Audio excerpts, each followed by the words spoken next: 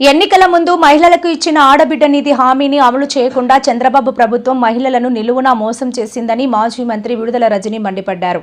ఎన్నికల సమయంలో గొప్పలు చెప్పి అధికారంలోకి వచ్చిన తర్వాత మాట తప్పడం దుర్మార్గమని విమర్శించారు. తాడేపల్లిలో మీడియాతో మాట్లాడుతూ ఒకవైపేమో చంద్రబాబు నాయుడు గారి ప్రభుత్వం ఏదో సాధించినట్టు, వాళ్ళేదో ఘనత సాధించినట్టు, అసలు వాళ్ళు ఫుల్ సూపర్ సక్సెస్ అయినట్టు, ఇక వాళ్ళ ప్రభుత్వం గురించి వాళ్ళే ఇష్టం వచ్చినట్టుగా వాళ్ళకు వాళ్ళే సెల్ఫ్ డబ్బా కొట్టుకోవడం చూస్తా ఉన్నాం. మరి రాష్ట్ర ప్రజలేమో ఈ చంద్రబాబు నాయుడు గారు ఈయన ఎప్పుడు దిగిపోతారు, చక్కగా సంక్షేమం అందించినటువంటి జగనన్న సంక్షేమ పాలన ఎప్పుడు వస్తుందా అని చెప్పి ఒకవైపునేమో రాష్ట్ర ప్రజలంతా కూడా ఎదురు చూస్తున్నారు. ఇక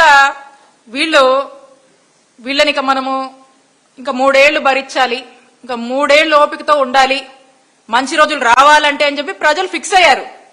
మహిళలైతే ఇప్పటి నుంచే ఎదురు చూస్తున్నారు, జగనన్న పాలన ఎప్పుడొస్తుంది,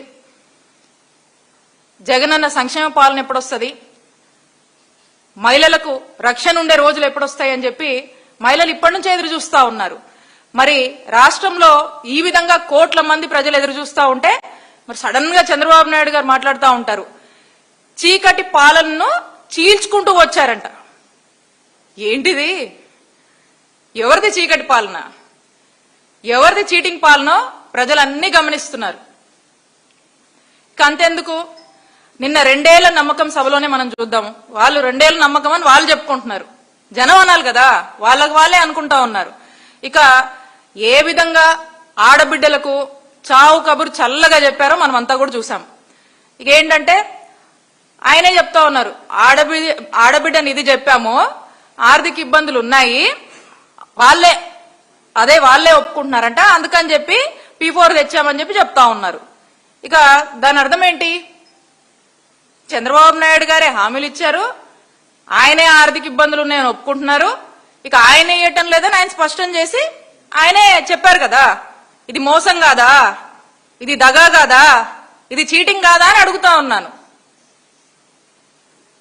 ఇక 143 పథకాలు ఇస్తామని ఇక హామీ చెప్పి ఏదో 2 ఏళ్లలో అమలు చేయకుండా అదేదో సాధించినట్టు మరి ఒక్కో పథకానికి ఇప్పుడే కూడా వాళ్ళే చెల్లుచీటి రాస్తున్నారంటే దీన్ని బట్టి అర్థమవుతా ఉంది.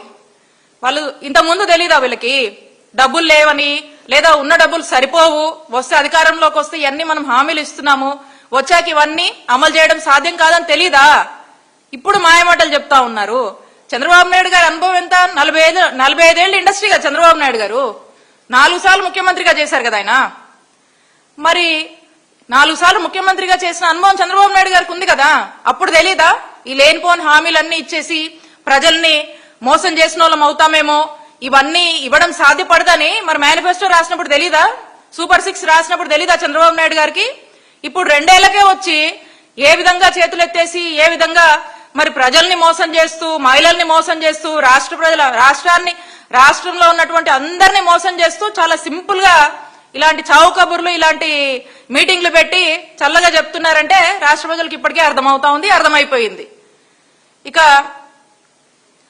గతంలో కూడా చూసాం చంద్రబాబు నాయుడు గారి పాలనలో, అసలు ఆయన పాలనన్నా, గతంలో ఆయన పరిపాలనన్నా, ఆయన మాటలన్నా ఇవన్నీ కూడా ఉట్టిట్టు గాలి మాటలు లాంటివని తెలుసు. ఇక ఒక మాట ఇచ్చాడంటే ఆ మాట మీద నిలబడేది లేదు, సచ్చేది లేదు. క్రెడిబిలిటీ లేని మాటలు, క్రెడిబిలిటీ చంద్రబాబు నాయుడు గారికి లేదని ప్రజలకు స్పష్టంగా తెలుసు. ఏదో అబద్ధపు మాటలు చెప్పి, ఏదో జగనన్న కన్నా ఇంకా మించిస్తామని చెప్పి ఆశ చూపించి జనం ఏమనుకున్నారు, జగన్మోహన్ రెడ్డి గారు ఇస్తున్నవన్నీ కూడా టయానికి అకౌంట్ లోకి వస్తున్నాయి, ఈయన అంతకన్నా మించిస్తానంటే అదేంది ఎట్లా చెప్తున్నాడు అని చెప్పి వాళ్ళని ఆశ పెట్టి మోసం చేసి ఓట్లు వేయించుకున్నారు.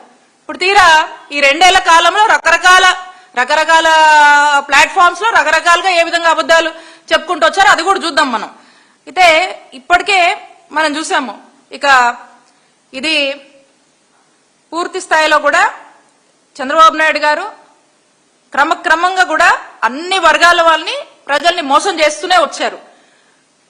ఇక నిన్న వారి మాటల్లో చూసాము, మేనిఫెస్టోనంట హెలికాప్టర్లో చదువుకుంటూ వచ్చాడంట. దేనిది మేనిఫెస్టోని హెలికాప్టర్లో చదువుకుంటూ రావడం ఏంటి? మేనిఫెస్టో మీకు గుర్తుండదా చంద్రబాబు నాయుడు గారు? మా నాయకుడు జగన్మోహన్ రెడ్డి గారు మేము తీసుకొచ్చినటువంటి మేనిఫెస్టో నవరత్నాలు అని ఏదైతే మేము చెప్పామో దాన్ని చాలా పవిత్రంగా భావిస్తారు మా జగన్ గారు. ఆ మేనిఫెస్టోనే బైబుల్ గా, ఖురాన్ గా, భగవద్గీతగా భావించి ఇది ప్రజలకు మేలు చేయాలి అని చెప్పి బలంగా నమ్మి దేవుని నుంచి కూడా ఎక్కడ ఎప్పుడు మర్చిపోలా, దేవుని నుంచి కూడా 100% ఇది ఎలా అమలు చేయాలని చెప్పి పరితపించి పనిచేశారు. ఆ విధంగానే 99% మేనిఫెస్టోను అమలు చేసినటువంటి ఘనత జగన్మోహన్ రెడ్డి గారికి దక్కుతుంది. మీరు ఇప్పుడు 2 ఏళ్ల తర్వాత హెలికాప్టర్ లో మేనిఫెస్టో చదువుకుంటూ పోవడం ఏంటండి? ఆశ్చర్యంగా ఉంది మాకు. అంటే మీకు మేనిఫెస్టో గుర్తుండదా? ఈ హామీలు మీరు ఇచ్చినాయి కదా, లేదా ఆ టైంకి అప్పటికప్పుడు లేకపోతే ఎవరితో ఉన్న స్క్రిప్ట్ లాగా అది కూడా రాపిచ్చి ఏదో జనమే కదా ఈ పిచ్చి మాటలు ఏం చెప్పినా నమ్ముతారు, మనం ఏం రాసిచ్చినా వింటారు, ఆ స్పీచ్ లో చెప్పేసామంటే అయిపోయిందని అనుకున్నారు అప్పుడే మీరు. మీ చిత్తశుద్ధి ఏంటో అక్కడే కనిపిస్తుంది. మీకు చిత్తశుద్ధి లేదని, మీకు కమిట్మెంట్ లేదని అక్కడే అర్థమవుతా ఉంది. ఇంత దారుణంగా ప్రతిసారి కూడా మీరు మోసం చేస్తూ వచ్చారు. మీ మేనిఫెస్టో మీకే గుర్తులేదు, మీరు హెలికాప్టర్లో చదువుతా ఉన్నారు. ఇక మీ అధికారులకేం గుర్తుంటది?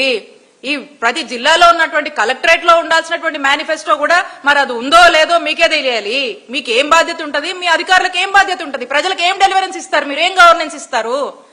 మా మేనిఫెస్టో మీరు చూసినట్టయితే సీఎం కార్యాలయం దగ్గర నుంచి సచివాలయాల దాకా ప్రతి చోట, మరి ప్రతి సచివాలయం దగ్గర నుంచి, ప్రతి గ్రామ సచివాలయం దగ్గర నుంచి కూడా ప్రతి గడప వరకు కూడా మా మేనిఫెస్టోని చేర్చాము. ప్రతి గడపకు ప్రజాప్రతినిధులు వెళ్ళి మీకు ఈ పథకాలు వచ్చాయా అని చెప్పేసి, ఆ పథకాలు వచ్చాయా, మీకు ఇంకేమైనా ఇబ్బందులు ఉన్నాయని చెప్పి మేము ఇంటింటికి వెళ్ళి కూడా గడప గడప మన ప్రభుత్వం అని చెప్పి వెళ్ళి ఇబ్బందులున్నా తెలుసుకున్నాం. మేనిఫెస్టో అమలైందో లేదో మేము చెక్ చేసుకున్నాము, మేము ఫీడ్బ్యాక్ తీసుకున్నాము మేము అధికారంలో ఉన్నప్పుడు. మీరు ఇప్పటికీ మీకు మేనిఫెస్టో గుర్తులేదు, మీరు ఇవ్వాల్సిన వాటి మీద మీకు బాధ్యత లేదు, మీకు కమిట్మెంట్ లేదని స్పష్టంగా ప్రూవ్ అయ్యింది మీ మాటల్లోనే. ఇక ఈ కూటమి 2 ఏళ్ల పాలనలో మొట్టమొదటిగా మనం చూసాము బాధితులు ఎవరంటే మహిళలే, ఎక్కువగా నష్టపోయింది ఎవరంటే మహిళలే.